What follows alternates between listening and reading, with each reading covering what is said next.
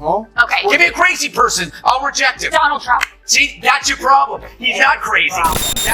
What transpires when Greg Gutfeld interviews Jessica Tarlov on live TV? Anarchy, comedy, and one incredible debate. This explosive exchange dives deep into one of the most controversial themes of our time. And Gutfeld doesn't hold back.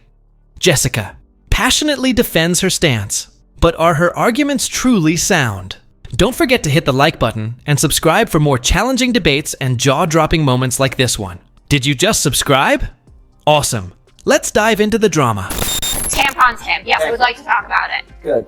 You know what? If you knew anything about the pink tax or how difficult it is for women when they have their period and they don't have access to tampons. It's not about women. They can get as many tampons as they want. That's not Give them free tampons. It's the boys. I want to hear this. The point of having menstrual products available in a boys' bathroom is for 4th to 12th graders, I think, that if there is someone who identifies, if there is a biological female who identifies as male and uses that, your laughing will be the undoing of your side.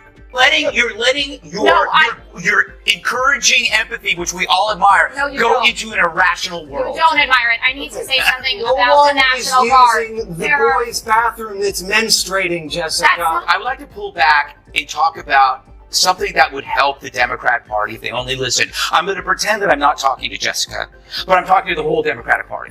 So liberals, in their very best sense, are the party of empathy and compassion. Their problem is they extend that benefit to people who prey upon innocent citizens. That is their problem. They don't know the boundaries to their compassion or their empathy, and that's why they need conservatives to say, hey, knock it off, pull back. But why do liberals have to accept certain positions that are that bad? Like, why do they have to make excuses for rioters and looters? That is not necessarily a liberal position. They don't have to do it.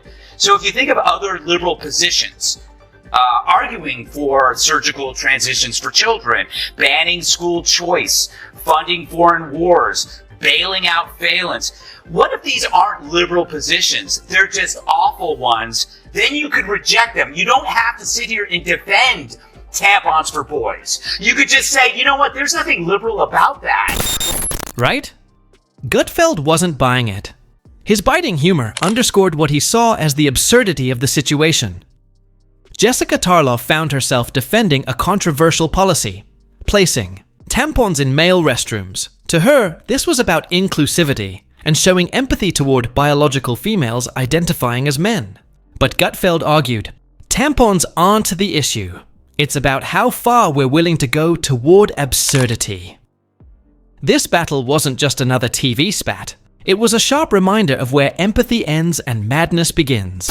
Reject them. You don't have to sit here and defend tampons for boys. You could just say, you know what, there's nothing liberal about that, right? Only nut jobs want kids to have nut jobs. It's not about being liberal or conservative. But the problem is the Democrats have allowed radicals to define what is liberal. So tampons for boys, suddenly, Jessica, you have to defend it. You shouldn't have to.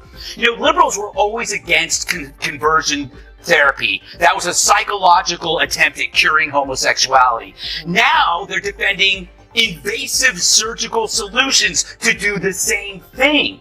How did that become liberal and the other one not? So it's a plea that, like, you don't have to defend this crap. You don't have to defend tampons for boys. You should laugh at it and go, this is bullshit. I don't believe any of it. And then all of a sudden you find that the Democrats and the Republicans are in the same room again. We reject our crazies. It's time for you guys to reject them. Okay. Give me a crazy person. I'll reject him. Donald Trump. See, that's your problem. He's not crazy. That's your problem. That's exactly the problem. There's nothing that he believes in that comes close to tampons for boys or for pushing trans surgeries on children because they're suffering from a psychological delusion. There's nothing like that in the conservative movement. But the Democrats have embraced these things because they're so scared of being called lack of compassion. Gutfeld pushed the conversation beyond tampons, condemning the Democratic Party's supposed inability to distinguish between acceptable and outrageous behavior. Liberals claim to be the party of empathy, he said. Jessica countered that these views aren't inherently liberal, but Gutfeld pointed to the radicals shaping today's democratic agenda. He warned that their empathy is being stretched to the point of protecting criminals over victims. He cited examples, justifying riots, endorsing surgical transitions for children, and yes, pushing tampons in men's restrooms. Jessica's defense of such controversial ideas only added fuel to the fire. Gutfeld drew a powerful comparison. Liberals who once opposed conversion therapy now support invasive surgeries for teens struggling with identity. He called it hypocrisy. Supporting tampons for males while opposing logical solutions like school choice. What makes one idea progressive and the other intolerable? He asked.